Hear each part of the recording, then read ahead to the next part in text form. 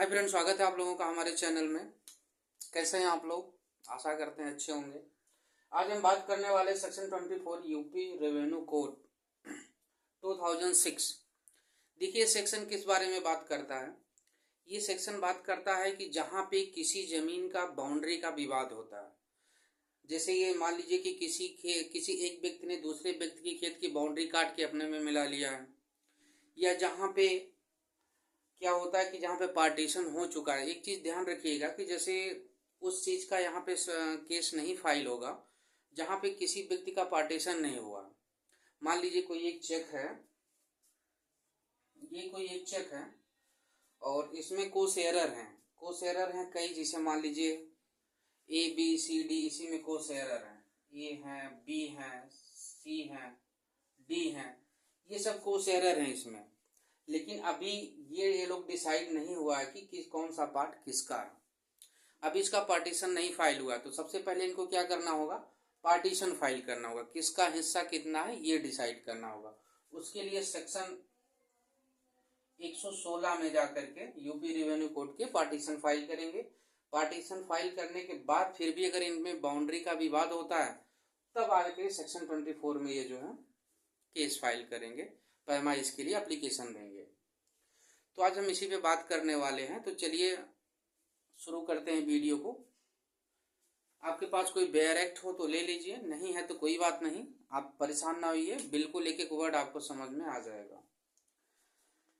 देखिए, dispute regarding boundaries, पहली जो इसकी हेडिंग है, dispute regarding the boundary, boundary से रिलेटेड जो डिस्प्यूट है उससे रिलेटेड यहाँ पे एप्लीकेशन फाइल होगा।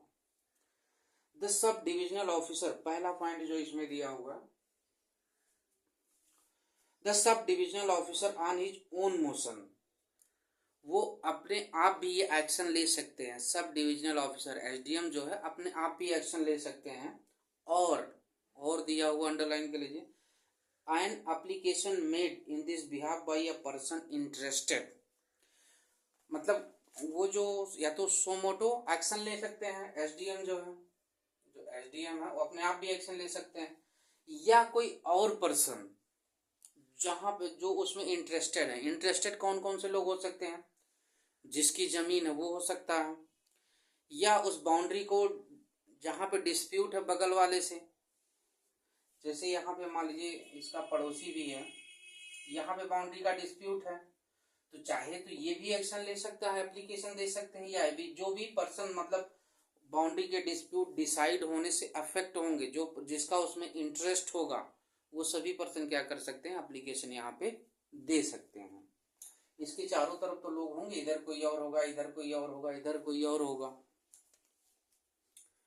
Interested decide by summary inquiry, यहाँ पे एक समरी इंक्वायरी की जाती है, बहुत लंबा प्रोसेस नहीं चलता है जैसे सिविल केसेस में चलता है।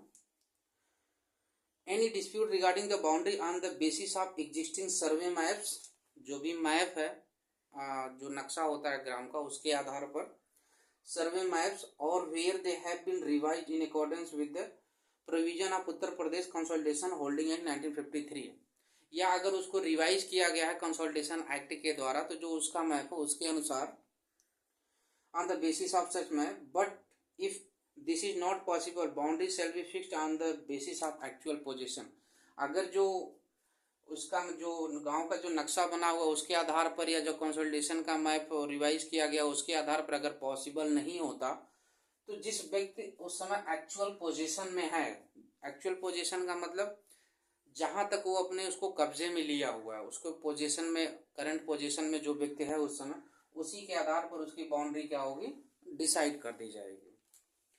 ये पहला पॉइंट है। दूसरा इसमें दिया हुआ, if in the course of an inquiry into a dispute under subsection 1, यहाँ पे जो if in the course of inquiry into dispute under section 1, section 1 में जो डिस्प्यूट था उस पर इंक्वायरी करते हैं, the sub divisional officer is unable to satisfy himself, मतलब एप्लीकेशन मिली उनको, एप्लीकेशन मिलने के बाद क्या हुआ, उन्होंने इंक्वायरी की, ठीक है, और इंक्वायरी करने के बाद जो है एसडीएम को क्या लगता है, वो अनेबल टू सेटिस्फाई हिमसेल्फ, वो सेटिस्फाई नहीं हुए किस चीज के लिए, विच पार्टी इज इन पोजीशन, उनको समझ में नहीं आ रहा कौन सी पार्टी पोजीशन में, मान लो ये दोनों आसपास ही हैं और यहाँ पे कोई बाउंड्री ही नहीं है। अब वो कंफ्यूज है कि इनका पोजीशन है कि इसका पोजीशन है। satisfy himself as to his certain position, or if it is shown that possession has been obtained by wrongful disposition of the lawful occupant, the sub divisional officer shall। यहाँ पे दो चीजें बताई गई हैं। एसडीएम ने उस प्लॉट की या जो जमीन है उसकी उन्होंने इंक्वायरी की, उनको समझ में नहीं आ रहा कि कौन सी पार्टी का पोजीशन करंट टाइम पे उस पे है। ठीक, ये पहला पॉइंट हो गया इसमें। दूसरा पॉइंट इसमें जो आता है,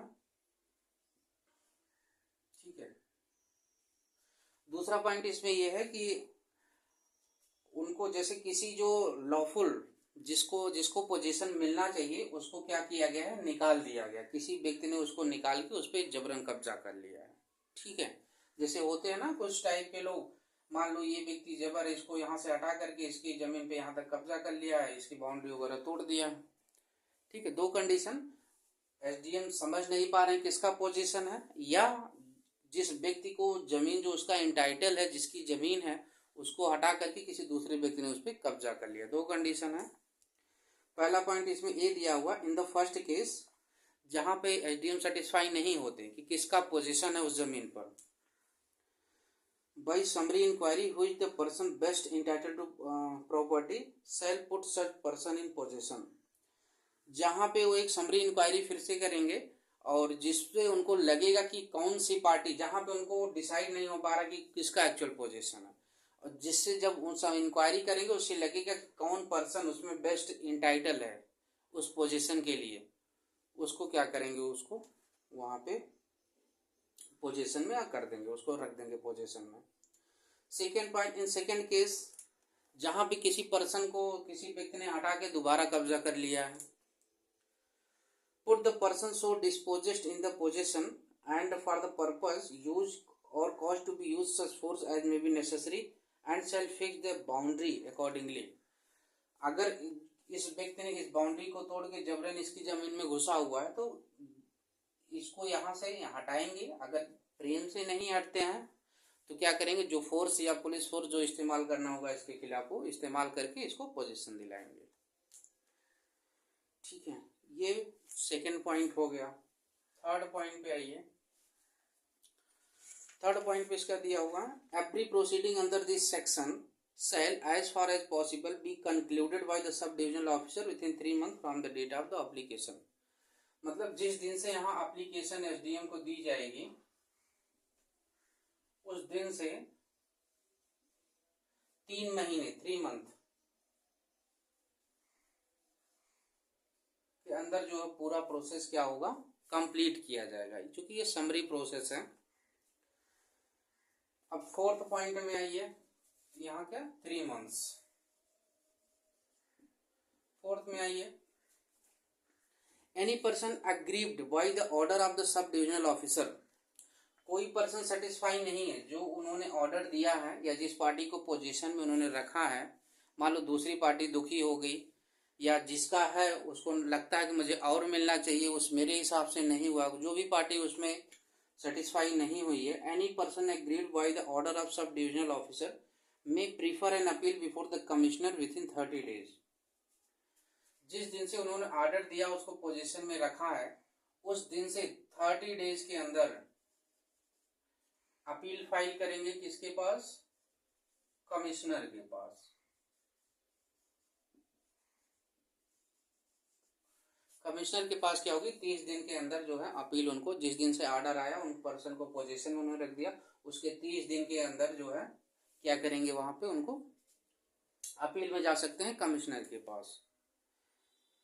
the order of the commissioner shall subject to the provision of subsection 210 B final.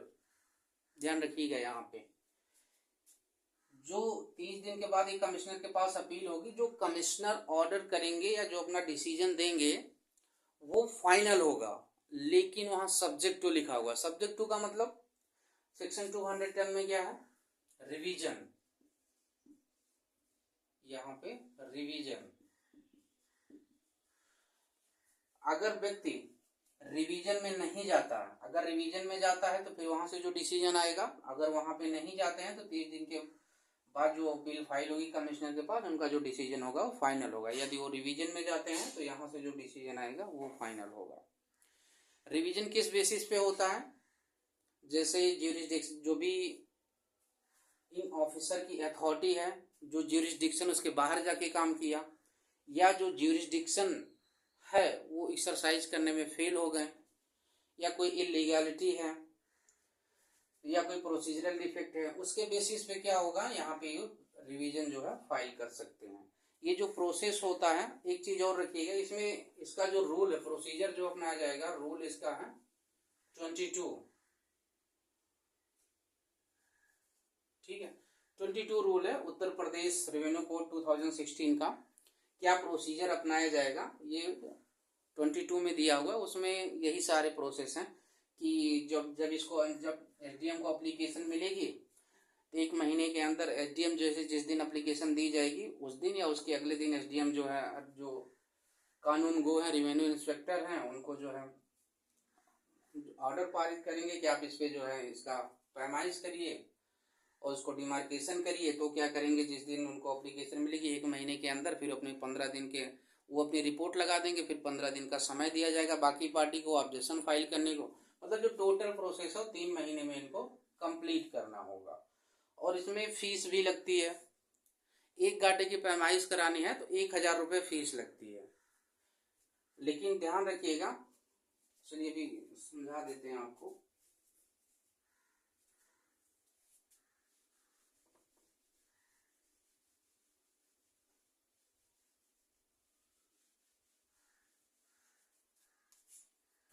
जैसे मान लीजिए पैमाइश करानी है, ये कोई व्यक्ति है, इनके बगल भी कोई प्लॉट है, यहाँ पे भी कोई प्लॉट है, यहाँ पे भी कोई प्लॉट है। यहाँ पे मान लो इनको पैमाइश करानी है, ये 1 है, ये 2 है, ये 3 है, ये 4 है, मान लीजिए गाटा नंबर है। ठीक है, अगर ये एक गाटा नंबर की पैमाइश कराना चाहता है तो इनको 1000 रुपये देना पड़ेगा। लेकिन उस 1000 में यहाँ की भी बाउंड्री डिसाइड हो जाएगी, इसका, इनका भी, इनका भी, जो एडजॉइनिंग है 1000 में।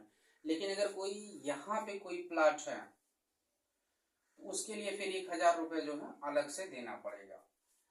जो मतलब इसके एडजॉइनिंग प्लॉट हैं इन सबके उसी 1000 में हो जाएंगे। लेकिन जो इनसे दूर है, एडजॉइनिंग नहीं है, जैसे ये वाला हो गया, इसको इसका पैमाइश कराने के लिए 1000 रुपये फीस अलग से लगेगी। तो यहाँ पे आशा करता हूँ आपको समझ में आया होगा। अगर फिर भी आपका कोई क्वेश्चन है तो आप हमको कमेंट में